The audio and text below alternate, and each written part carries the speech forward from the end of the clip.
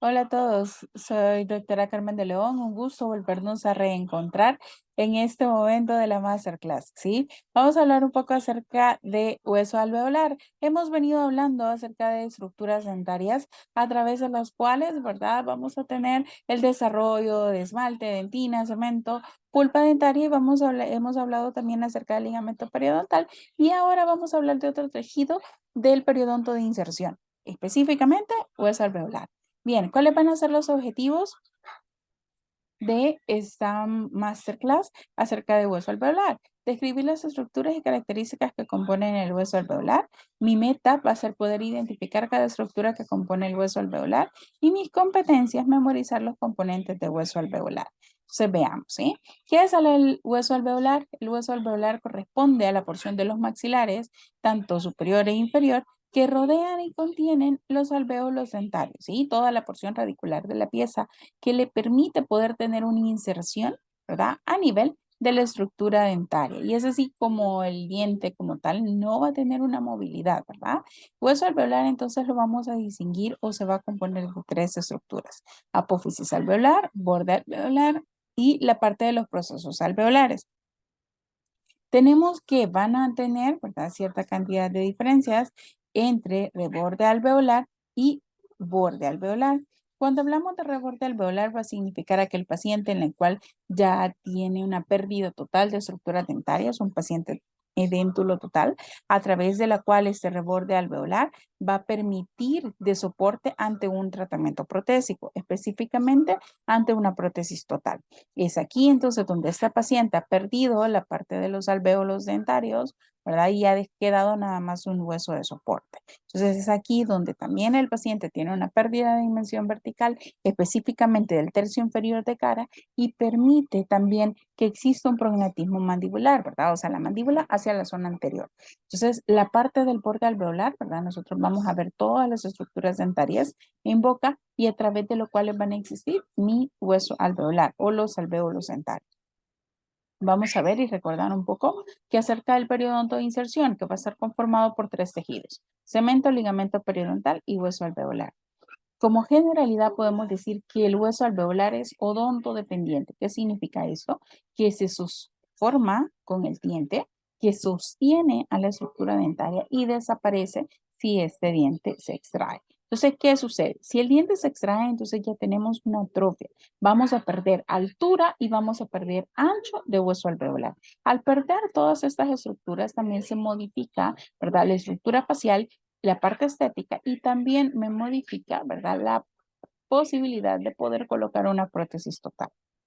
Entonces tenemos, ¿verdad?, que en ese paciente tiene todas sus estructuras dentarias, no existe pérdida de dimensión vertical y vemos un paciente que la mandíbula se encuentra de manera vertical, ¿verdad? En la cual vamos a tener, si marcamos una línea imaginaria, ¿verdad?, vamos a tener un perfil recto. Todo lo contrario, si tenemos piezas parciales, ¿verdad?, una pérdida parcial a través de piezas posteriores, que vamos a tener un leve prognatismo mandibular y la apariencia y la zona inferior de dimensión de cara también se va a ver afectada. Todo lo contrario, cuando tenemos una pérdida total, ¿verdad? Tenemos un prognatismo mandibular muy marcado, una pseudoclase 3, ¿verdad? Y además de esa pseudoclase 3, también vamos a tener una pérdida de dimensión vertical. También el paciente se ve afectado en cuanto a la estética, ¿verdad? La presencia de mayor cantidad de arrugas, ¿verdad? Y también que no se observan los labios, ¿verdad? Entonces la parte estética del paciente también se ve afectada. Eso es todo lo contrario cuando podemos colocar una prótesis total en el paciente. Devolvemos la altura, devolvemos la parte de las estructuras faciales y las estructuras musculares. La prótesis le va a servir de sostén. Teniendo entonces esto en cuenta, también la apariencia estética del paciente cambia, ¿sí? Vemos aquí, ¿verdad?, un paciente con abundantes arrugas a nivel de los labios, el surco nasolabial muy marcado, y esto también me permite poder generar una ausencia, ¿verdad?, una disminución en cuanto a la dimensión vertical. Quiero que veamos este video en la cual, ¿verdad?, vamos a explicar un poco qué sucede con la pérdida de estructura dentaria. Si esta pieza dentaria se extrae, el hueso alveolar se empieza a modificar, ¿sí? Tenemos una formación extra de hueso esponjoso, ¿verdad?, donde se localizaba la porción de la estructura dentaria, y el paso del tiempo vamos teniendo una pérdida de dimensión. tanto de ancho como de alto, ¿sí? Entonces, a esta partida de dimensiones, ¿verdad? Vamos a llegar a tener un hueso en filo de cuchillo, un reborde alveolar en hueso en forma de filo de cuchillo, y es aquí entonces donde la estructura se va a ver muy compleja al querer colocar una prótesis total en este tipo de pacientes. Entonces, este tipo de pacientes, ¿verdad? Va a ser muy compleja querer devolverle las estructuras, ¿sí? Querer colocar una prótesis total y que la prótesis total tenga retención. Vean acá tenemos alto, pero no ancho, ¿sí? Y aquí no tenemos ni alto ni ancho en cuanto a reborde alveolar. Ya la pérdida o el tiempo que ha sucedido luego de las extracciones dentarias me ha afectado tanto, ¿verdad? Que es imposible prácticamente querer colocar una prótesis total en el paciente. Y entonces nos ayudamos acerca de aditamentos, ¿verdad? Específicamente la parte de pegamento de una prótesis. Entonces, o nos basamos en eso, ¿verdad? Para que el paciente tenga una mayor comodidad y que el paciente pueda comer, ¿sí? Para que pueda también utilizar su prótesis total.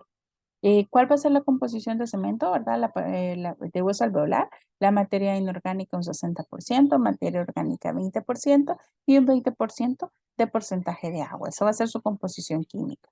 En cuanto a sus estructuras anatómicas, podemos decir que los alvéolos dentarios podemos dividirlos en simples y compuestos. Simples cuando son piezas monorradiculares y compuestos cuando son piezas multirradiculares. Entonces vamos a tener esa diferencia, ¿verdad? Monorradiculares simples, multirradiculares compuestas.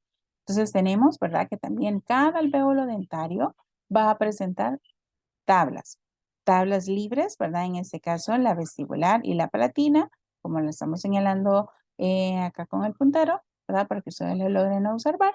Y entonces esas son tablas libres, ¿sí? Igual acá tenemos una imagen, ¿verdad? En la parte roja está toda la parte de donde deberían de existir la posición radicular, ¿verdad? Y la parte anterior las tablas vestibulares y la parte posterior la tabla lingual. ¿Qué sucede con estas tablas? Hay que tener mucho cuidado al momento de querer realizar una extracción para tener una buena técnica quirúrgica y así evitar fracturas, ¿sí? Evitar fracturas a nivel de tablas. Esto que me permite poder generar que la cicatrización sea más lenta. Entonces vamos a tener, ¿verdad? Que en un corte vestíbulo lingual o palatino, las tablas alveolares van a presentar una forma triangular, ¿sí? Específicamente a nivel de la cresta alveolar. Entonces vamos a tener que la cresta alveolar va a ser la parte superior del hueso alveolar, cerca de la uca. Las vertientes que corresponden a la cara libre, ¿verdad? Van a ser denominadas compactas periósticas o corticales periósticas y estas van a ser constituidas por tejido óseo compacto y revestido por periósteo. Si hacemos una cirugía de un levantamiento total gingival, vamos a tener, ¿verdad? O a la vista, nuestra parte de hueso alveolar y esta va a ser constituido por tejido óseo compacto. Entonces vamos a tener, ¿verdad? Que toda la porción externa va a ser un hueso de manera compacto o cortical compacta, ¿sí? Y esta también va a estar relacionada con la porción del ligamento periodontal. En la porción interna, entonces, vamos a tener un hueso de manera esponjoso. Esto permite, y es bien importante, que permite lograr distribuir las fuerzas masticatorias de mejor manera y evita las fracturas a nivel de hueso. Vamos a tener, ¿verdad? La parte externa, un hueso compacto y la porción interna a través de un hueso de tipo esponjoso.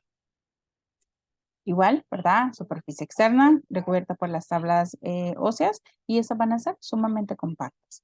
Entonces, radiográficamente tenemos o lo podemos clasificar como dos tipos. Tipo 1, ¿verdad? A nivel de maxilar inferior y eso tiene la característica de ser como gradas, ¿verdad? O semejante a gradas. Son ordenadas y son de manera horizontal. Y el tipo 2, ¿verdad? Que son trabéculas que se pueden localizar a nivel del maxilar superior, ¿verdad? Son más irregulares y presentan como un panal de abeja. Entonces, tenemos hueso tipo 2 a nivel del maxilar superior. En cuanto a los tabiques alveolares, siguiendo con la parte anatómica, vamos a ver que pueden existir tabiques interdentarios, así como esos que estoy señalando acá, que son los que se localizan entre un diente y otro. Y los tabiques interradiculares, los cuales, ¿verdad? Voy a tener a este nivel donde teníamos una posición radicular, ¿verdad? O interradicular, en una pieza multiradicular con división radicular. Entonces tenemos, ¿verdad? Aquí tenemos una pieza superior y aquí vemos los tabiques interradiculares. Vemos también anatómicamente mi tabique interradicular en medio de las dos raíces y mi tabique interdentario entre medio de un diente y otro. Además, ¿verdad? De las tablas libres como la tabla lingual y la tabla vestibular. Vemos nuevamente otra imagen, ¿verdad? A través de las tablas y los tabiques. Entonces, a nivel de las estructuras anatómicas, la compacta de origen periódico ofrece a nivel radiográfico como una fina lámina de tipo radiopaco. A nivel de este tipo de lámina radiopaca, ¿verdad? Que la vamos a encontrar inmediatamente posterior a la parte terminal del espacio del ligamento periodontal. Y entonces a esta lámina le vamos a llamar lámina dura. Desde el punto entonces de vista funcional, la lámina dura es denominada como la parte del hueso de inserción, ¿verdad? Es a través del cual las fibras del ligamento periodontal van a llegar a insertarse, ¿verdad? A nivel de hueso alveolar, dándole la fijación a la estructura dentaria. En cuanto a la vascularización, nosotros sabemos que el hueso alveolar es sumamente vascularizado. Permite entonces poder generar, ¿verdad? Que a través o provenir a través de las arterias maxilares superiores e inferiores toda la porción del sistema de Haber a nivel histológico. Esto nos van a servir a través de esos forámenes poder transmitirse o poder transportarse toda la porción de venas, toda la porción de nervios y toda la porción vascular a través de ese ligamento periodontal a pasar a la estructura de hueso alveolar. Entonces, esta porción de la capa más externa siempre siendo una lámina dura, ¿verdad? De hueso compacto, pero la porción interna no, un hueso esponjoso con sistema de Haber presente y esto me va a ayudar a transportar todo el proceso de vascularización. ¿Cuál entonces va a ser la formación de hueso alveolar a nivel embriológico? Podemos decir que tanto en los maxilares superiores como en los inferiores también van alrededor, ¿verdad?, de la formación de la séptima semana de vida intrauterina. Esto teniendo en cuenta que el hueso alveolar es una estructura odontodependiente. Entonces sabemos nosotros que el primer signo de desarrollo dentario ocurre a nivel de sexta semana de vida intrauterina. Entonces tenemos que si el desarrollo dentario ocurre en la sexta semana, hueso alveolar a la séptima semana ya va a empezar su desarrollo y se estimula a través de la formación de los gérmenes dentarios. Entonces vamos a tener, ¿verdad? La formación de estos gérmenes dentarios y esto me va a ayudar a la estimulación y la formación de hueso alveolar. Además de la formación de hueso alveolar, ¿verdad? La formación de los alvéolos dentarios de los dientes en formación, ¿sí? Muy bien, espero haya sido de muy interés, ¿verdad? De su interés esta clase y nos vemos hasta la próxima.